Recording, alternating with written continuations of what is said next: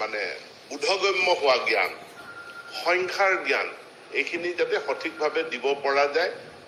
তাৰ কাৰণে কালি মাননীয় মুখ্যমন্ত্ৰী ডাঙৰীয়াই আমি যাত অসমত নামকৰণ কৰিছোঁ নিপুণ অসম, সেই নিপুণ অসম মিছনটো অভিযানটো কালি মাননীয় মুখ্যমন্ত্ৰী ডাঙৰীয়াই আৰম্ভ কৰিছে। আৰু এইটো ক্ষেত্ৰত আমাৰ যিখিনি এক্সিষ্টিং টিচাৰ আছে, আমি কালি আমাৰ এটা এছেছমেণ্ট হৈছে যে আমাৰ 2 লাখতকৈ অধিক আমাৰ শিক্ষক আছে। গতিকে নতুন শিক্ষক নলৈ পেলাই এই আমাৰ যিখিনি শিক্ষক ইতিমধ্যে আছে আৰু এতিয়া এইকেইদিনত মাৰ্চ পৰ্যন্ত আমাৰ যিখিনি নতুন নিযুক্তি হ'ব, সেই শিক্ষকসকলৰ জৰিয়তে এই নতুন গাঁথনিত শিক্ষাদানৰ ব্যৱস্থাটো কৰা হৈছে। ইয়াৰ লগত নতুন শিক্ষা নীতিটোত এটা খুব গুৰুত্বপূৰ্ণ বিষয়, এইটো হ'ল শিক্ষকৰ প্ৰশিক্ষণ। টিচাৰ ট্ৰেইনিংটো হ'ল নতুন শিক্ষানীতিৰ খুব গুৰুত্বপূৰ্ণ অংগ। গতিকে ইয়াতো আমি পৰিকল্পনা কিছুমান কৰিছোঁ।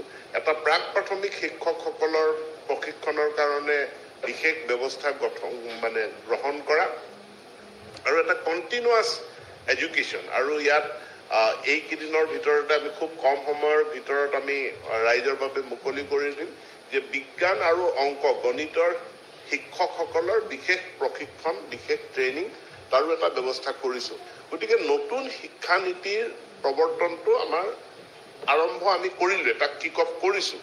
কিন্তু ইয়াত যিসকল মূল পৰিকল্পনাকাৰী সেই ব্যক্তিসকলৰ লগত আমাৰ পোনপটীয়া ভাৱৰ আদান প্ৰদান আলোচনা হোৱা নাই।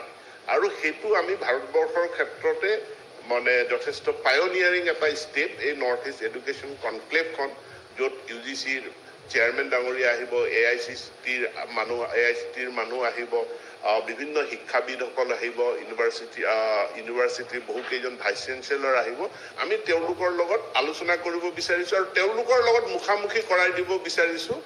আমাৰ ইয়াতে যদি চাই যে আমি প্ৰিন্সিপালসকলক মাতিছোঁ, VC সকলক মাতিছোঁ, হেডমাষ্টাৰসকলকো মাতিছোঁ আৰু মেনেজমেণ্টৰ মানুহো মাতিছোঁ। আৰু নিশ্চিতভাৱে আমাৰ যিসকল ইয়াত বিভিন্ন সংগঠন আছে, শিক্ষক কৰ্মচাৰী সংগঠন, তেওঁলোকৰ প্ৰতিনিধিও ইয়াত অন্তৰ্ভুক্ত থাকিব।